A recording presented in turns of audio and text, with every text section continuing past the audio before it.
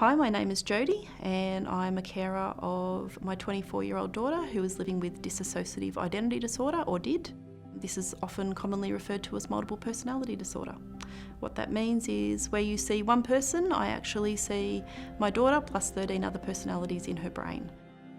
The impact of this on me means I lead an extremely busy life, and more often than not, I am juggling a lot of balls in the air, trying to keep up with who I've got out and what I'm doing and what needs to happen next.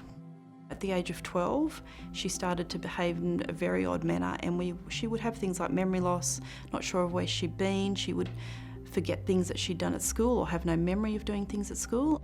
She actually approached me to let me know she wasn't doing so well with her mental health. She was starting to get concerned she could self-harm.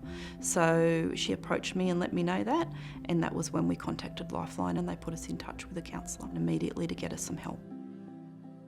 I was actually relieved because I had known since she was young there was a problem. The fact she was willing and she came to me told me we have a hope here to get somewhere, because she actually approached me.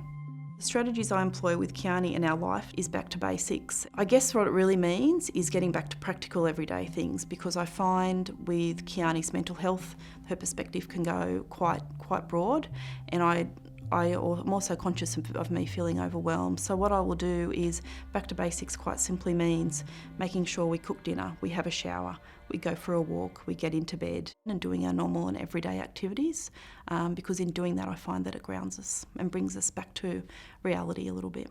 And we keep everything very basic and very simple. The more layers you add, the more difficult it gets for us all to manage the situation. So the simpler we can keep it, the better. We also are collectors of video game material and Star Wars material, and we play video games together, and we also do exercise together. I think probably the best thing about us is we have a great sense of humour for the whole situation, and that lightens the load for all of us.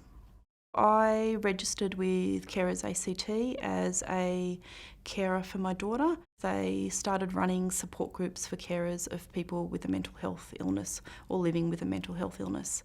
I've been going to those now for nearly 2 years, and we meet every month, and it is, for me, the greatest thing I can do for my own self-care, as in strategies, because you're in a room with people who get it, and you're in a room with people that it doesn't matter what you say, no one's offended. Kiani's and my relationship is extremely close. I think that would be common for people who've gone through a significant trauma together. But I think on top of that, we've always had a no secrets policy. And that's been in place since she was a very little girl, so I'm talking 2-3 years of age. And by having that policy in place, it means there's nothing we can't tell each other. It doesn't matter if it's upsetting or how distressing it is. And by sharing that, it means that we can overcome anything together, because we're on the same team.